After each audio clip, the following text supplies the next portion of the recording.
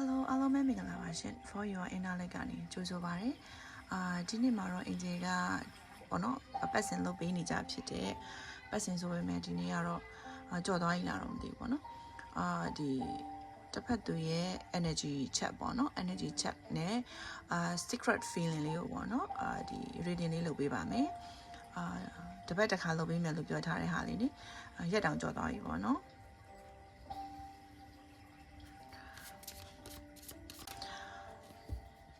ဒီနေ့ကတော့သူ့ရဲ့ energy ချက်ပဲကြည့်တော့မယ်ပေါ့နော်ကိုယ့်ရဲ့ energy မကြည့်တော့ဘူးပေါ့နော်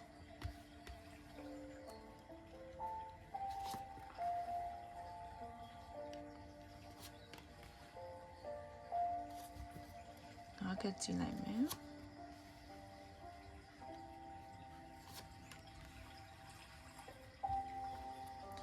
energy ချက်ပြီးတော့မှပဲဟောကြည့်လိုက်မယ်ပေါ့နော်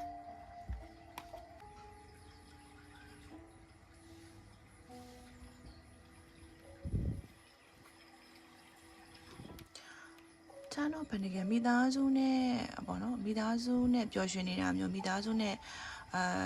ဒီပျော်ရွှင်နဲ့ပေါ့နော်ဖြတ်တန်းနေရမျိုးမြင်ရတယ်သူ့အနေနဲ့ငွေကြေးတွေအဆင်ပြေတာသူတို့အတွက်ဒီ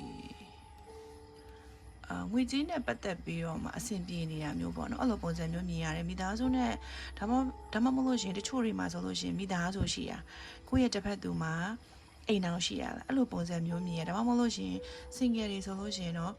သူ့မိသားစုငွေကြေးတွေအဆင်ပြေလာလို့ပေါ့နော်ငွေကြေးနဲ့ပတ်သက်ပြီးတော့တခုခုပျော်ရွှင်စရာတွေရှိတယ်ဒါမှမဟုတ်လို့ရှင်လည်းဒီငွေကြေးပိုင်းမှာ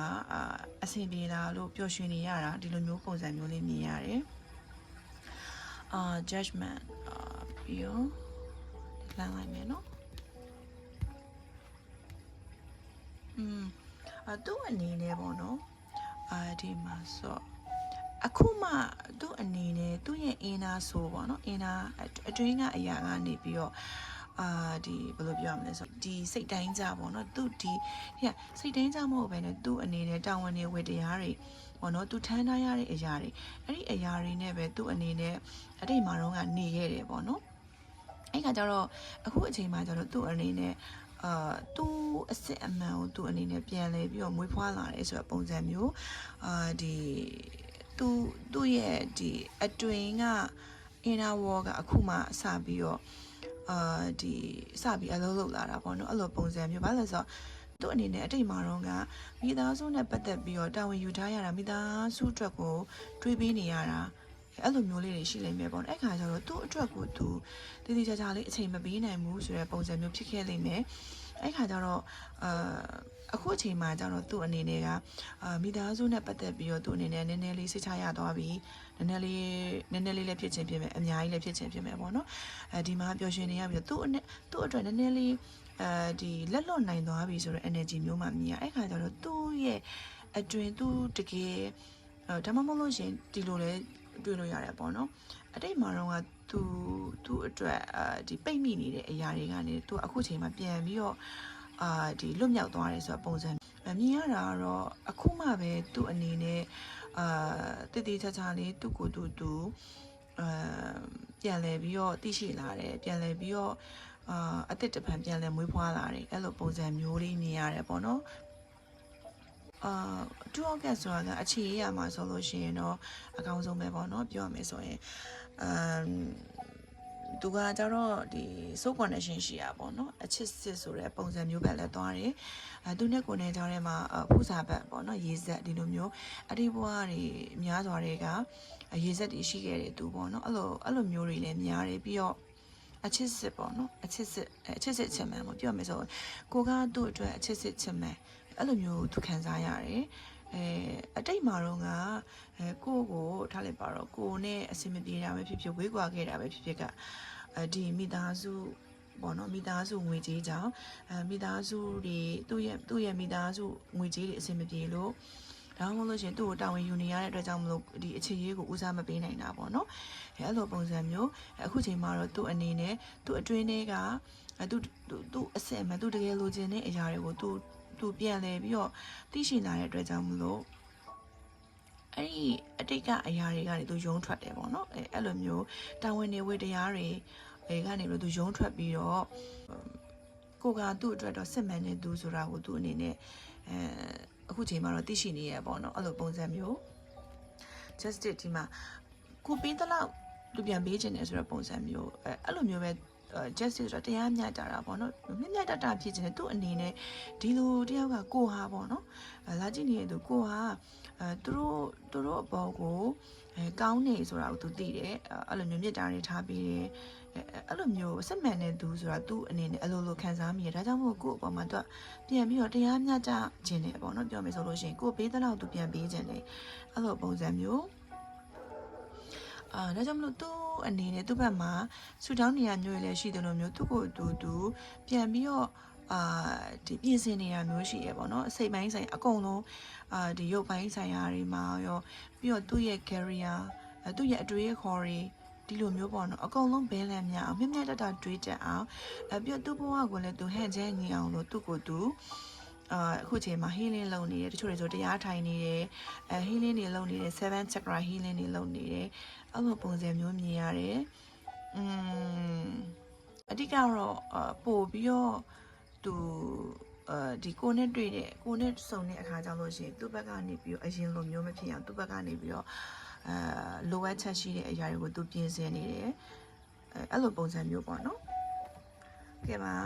ပြီးရင်ဒါ feeling ပေါ့နော် feeling လေးတစ်ချက်ကြည့်မယ်ဒါပြီးတော့ပြီနော်ဒီတော့မှထားလိုက်မယ်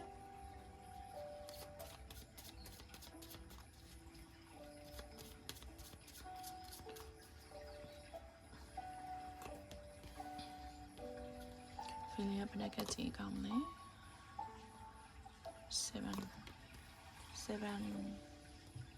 7မကြည့်ကောင်းလားများလေးကြည့်ပြလိုက်မယ်နော်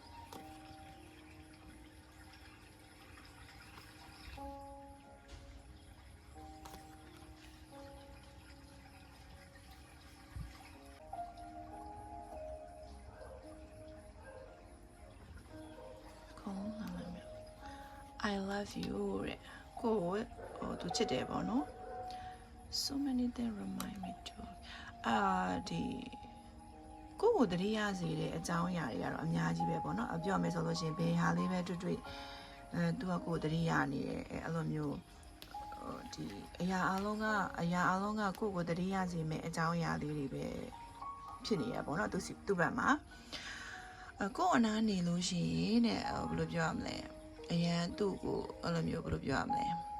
မွေးရစေတာပေါ့နော်ကိုကသူ့ကိုအရန် attraction ရှိလို့နေမှာပေါ့ကိုမကသူဆွဲလန်းစရာအရာတခုခုရှိလို့နေမှာပေါ့နော်ကိုနားနေလို့ရှိရင်အဓိကအဲ့လိုမျိုးပေါ့ဒီ soul connection ရှိတဲ့သူတွေမှာဆိုလို့ရှိရင်တယောက်ကိုတယောက်ကအရန် attraction ရှိကြတယ်ဘာကဘယ်လိုမျိုး attraction ရှိနေလဲတော့မသိဘူးပေါ့နော်သူ့ဘာသာသူဘလောက်ပဲယုတ်ကဆိုးဘလောက်ပဲမလာပေါ့နော်အဲ့လိုမျိုးဒီအတွင်းပေါ့နော်အတွင်းနေရအောင်ဖြစ်နေရပါတော့တယောက်ကိုတယောက်လက်ခံကြတာသူ့ဘက်မှာဘယ်လောက်ပဲကိုလက်မခံနိုင်စရာအကြောင်းအရာတွေဘယ်လိုပဲရှိပေါ့နော်အရင်တော့ကိုယ်မှာ limiting belief တွေရှိလိမ့်မယ်ပေါ့နော်အဲ့လိုမျိုးထားလိုက်ပါတော့ကို relationship ထားမယ်ဆိုလို့ရှိရင်ဘယ်လိုမျိုးဖြစ်ရမယ်ဘယ်လိုမျိုးမှသတ်မှတ်ထားတဲ့စံနှုန်းတွေရှိရပေါ့နော်ဒါပေမဲ့ဒီလိုမျိုး soul connection သမားချင်းတွေ့လိုက်တဲ့အခါမှာအဲ့ဒီ ego တွေကမရှိတော့တာပေါ့နော်အဓိကကတော့ဒီလိုမျိုးစိတ်ကူးရင်ပြီးတော့တတ်မှတ်ထားတယ်ကိုယ်အနေနဲ့တတ်မှတ်ထားတယ်ဆိုတဲ့အရာတွေ ego တွေလို့ခေါ်တယ်ပေါ့နော်အစွဲတွေအယူတွေပေါ့တကယ်တမ်း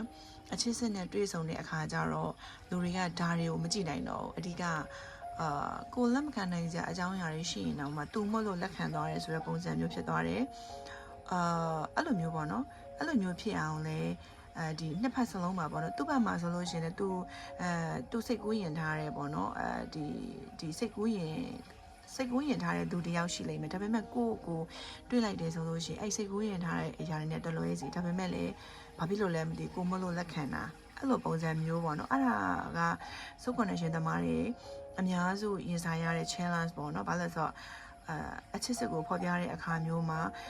ကိုရဲ့ limiting belief တွေပတ်ဝန်းကျင်တွေအတိုင်းဝိုင်းတွေဒီ different တွေပေါ့နော်အဲ့လိုမျိုးခွာခြားချက်တွေအများကြီးကိုကြော်ဖြတ်ပြီးတော့မှပျော်ဖြတ်ကြရတယ်ပေါ့နော်အဲ့လိုပုံစံမျိုးအဓိကတော့အဲ့ဒါတွေအကုန်လုံးကို release လုပ်ရတယ် healing လုပ်ရတယ်ပေါ့နော်ဘာလဲဆိုတော့လူတယောက် healing လုပ်တယ်ဆိုတာကကိုယူထားဆွဲထားတဲ့အယူအဆွဲတွေအကုန်လုံးကိုလွတ်ချရတာပေါ့နော်သူ့ကြောင့်လွတ်ချရတာမဟုတ်ဘူးเนาะဒီလို soul connection သမားတွေကအပြန်အလှန်ကောင်းတဲ့ဘက်ကိုတွန်းပို့ပေးနေပဲဒီလူတယောက်က trauma တွေဒီလို ego တွေကင်းစင်သွားပြီးတော့ဒီပေါ်ပါတဲ့သူတယောက်ဖြစ်သွားတယ်လွတ်လပ်တဲ့သူတယောက်ဖြစ်သွားတယ်အဲ့ဒီလိုမျိုးပဲအပြန်အလှန်တွန်းပို့ကြရင်းနဲ့ပဲနောက်ဆုံးကျတော့ပျော်ရွှင်စရာပေါ့เนาะဇက်သိန်းလေးရောက်ဖို့အတွက်ကကြတော့ဒီလိုမျိုးပေါ့เนาะဒီအရန်ကြီးခေါင်းမာနေလို့မရဘူးပေါ့เนาะဒီဘာသာရေးအစုံအမတွေနဲ့နေရတဲ့ဒီတရားသဘောနဲ့ကြည့်မယ်ဆိုလို့ရှိရင် illusion တွေကိုဖျက်ချရတာပေါ့နော်အဲ့လိုပုံစံမျိုးသူနဲ့ကိုယ်နဲ့ပြောထားတဲ့ဒီ conversation တွေပေါ့နော်ဒီဟာတွေကိုသူ့အနေနဲ့ထက်ခါသူပြန်ကြည့်တယ်စာပဲဖြစ်ဖြစ်ဒါမှမဟုတ်အသား file ပဲဖြစ်ဖြစ်ဒီလိုမျိုးပေါ့နော်ပုံလေးတွေပဲဒီလိုမျိုးပေါ့ဒီကိုယ်နဲ့ပတ်သက်တဲ့အကြောင်းအရာတွေကိုသူ့အနေနဲ့ဒီအပြန်အလှန်ကြည့်ရပါတော့အဲ့လိုမျိုးပုံစံမျိုးရှိတယ်it is time for me to သူအခုချိန်မှာ healing လုပ်နေတယ်ပြောမယ်ဆိုလို့ရှိရင်တော့I'm not available ပြောမယ်ဆိုသူအခုချိန်မှာတော့ကိုယ့်စီကိုလာဖို့အဆင်သင့်မဖြစ်သေးဘူးဘာဖြစ်လို့လဲဆိုတော့ဒီမှာ healing လုပ်နေလို့healing လုပ်နေလို့ဆိုတာကအဓိကတော့ဒီခုနပြောခဲ့တဲ့လိုမျိုးပေါ့နော်သူနဲ့ကိုယ်နဲ့ကြားထဲမှာကွာခြားချက်တွေရှိမယ်ဒါမှမဟုတ်လို့ရှိရင်မိဘတွေရဲ့သဘောမတူတာလားအဲ့လိုမျိုးအကြောင်းအရာတွေရှိတယ်အခြေအနေအကြောင်းအရာတွေကွာခြားချက်တွေဒီအပြန်အလှန်ပေးခဲ့တဲ့စိတ်ဓာတ်ရာတွေပေါ့နော်အဲ့လိုမျိုးအရာတွေကို healing လုပ်ပြီးတော့မှပဲဒီတန်ရာတွေကိုကုစားပြီးတော့မှပဲအတူပြန်တွေ့တဲ့အခါကျရင်ပျော်ရွှင်နဲ့ရှေ့ဆက်သွားနိုင်မှာပေါ့နော်အဲ့လိုမှမဟုတ်ဘဲနဲ့ပြန်လာပြီးရင်လည်းအရင်လိုပဲပြန်ဖြစ်သူ့ဘက်ကလည်းကိုဘာမှcommitment မပေးနိုင်ဘာလို့ဆိုတော့ဒီသူ့အနေနဲ့သူ့ဘက်ကဒီသူ့ဘက်ကအချမ်းသူ့အချမ်းဘက်ကအရာတွေပေါ့သူ့အနေနဲ့တိတိကျကျမကိုင်းတွေ့နိုင်ဘူးဆိုလို့ရှင်ဘာဖြစ်မလဲဆိုတော့ကိုနဲ့ရှေ့ဆက်လို့မရဘူးလေသူ့ဘက်မှာငွေကြေးပဲဖြစ်ဖြစ် career ပေါ့နော်အဲ့ဒါပဲဖြစ်ဖြစ်မိသားစုအရေးပဲဖြစ်ကျန်းမာရေးပဲဖြစ်ဖြစ်သူ့ရဲ့အကျဉ်းစာရိတ္တပိုင်းဆိုင်ရာပဲဖြစ်ဖြစ်ဒါမှမဟုတ်လို့ရှင်မိသားစုရှိနေတာပဲဖြစ်ဖြစ်ပေါ့နော်အဲ့လိုမျိုးအရာတွေကိုသူ့ဘက်ကအကုန်လုံးသူကိုယ်တိုင်သူ့ဘက်မှာရှိနေတဲ့ပြဿနာတွေသူကိုယ်တိုင်တိုင်တွယ်နိုင်တော့မှပဲကိုနဲ့သွားခြင်းနဲ့ရှေ့ဆက်ပေါ့နော်ဘဝခီးလန်းကိုရှေ့ဆက်နိုင်မှာပေါ့နော်you are the best thing in my life တဲ့မင်းကတော့ငါဘဝရဲ့အကောင်းဆုံးသောအရာပါတဲ့ကိုကသူ့ဘဝအတွက်တော့အကောင်းဆုံးသောအရာပဲအဲ့လိုပုံစံမျိုးပေါ့နော်ဆက်ကြည့်ပေးရအောင်လားဆက်ကြည့်ပေးရမယ်နော်ဒီခုနကဆိုနှစ်ကလာဆက်ကြည့်ပေးမယ်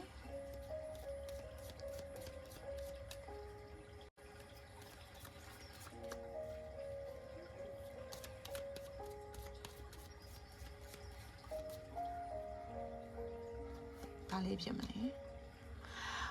my life if not is together at the same သူ့ဘဝကကိုထင်သားတော့မရိုးရှင်းဘူးလို့ပြောချင်တာပေါ့နော်ပြောချင်တာသူ့ဘက်မှာဘာတွေ struggle လုပ်နေရလဲဒါမှမဟုတ်လို့ရှင်ကိုမသိသေးတဲ့အကြောင်းအရာတွေဒီလိုမျိုးတွေရှိမှာပေါ့နော်you speak to me through music ကိုပေါ့နော်တချင်းလေးတွေကြားလိုက်တိုင်းအဲ့လိုမျိုးကိုအကြောင်းသူတွေးမိရဲ့အဲ့လိုပုံစံမျိုးသူနဲ့ကိုနဲ့မှာတချင်းထဲမှာပဲဓာတ်ရိုက်ဆက်သွယ်မှုတွေရှိတယ်အဲ့လိုပုံစံမျိုးတချင်းနဲ့ connect လုပ်ကြတယ်ဒါမှမဟုတ်လို့ရှင်သူနဲ့ကိုနဲ့ပေါ့နော်အကြောင်းကိုသတိရစေတဲ့ဒီတချင်းလေးတွေသူတွေ့လို့ရှင်အဲ့လိုမျိုးကိုသတိရတဲ့အဲ့လိုမျိုးဒီတချင်းလေးကတော့အဲ့လိုမျိုးသူ့ရဲ့ခန်းစားချက်ကလေးဖြစ်မှာပဲအဲ့လိုပုံစံမျိုးပေါ့နော်တချင်းလေးတွေကြားတိုင်းကိုသတိရတယ်လို့ဆိုတဲ့အဲ့လိုမျိုးပေါ့နော်ဒါလေးကတော့သူငါပေါ်ရှိနေတဲ့ခန်းစားချက်လားမသိဘူးဆိုပြီးတော့အဲ့လိုပုံစံမျိုးလေးပေါ့နော်ဟုတ်ကဲ့ပါဒီနေ့ရဲ့ reading လေးကတော့ဒီလောက်ပါပဲเนาะနောက်ထပ် reading တွေမှာဆက်လက်ပြီးတော့ဆုံးဖြတ်ကြပါမယ်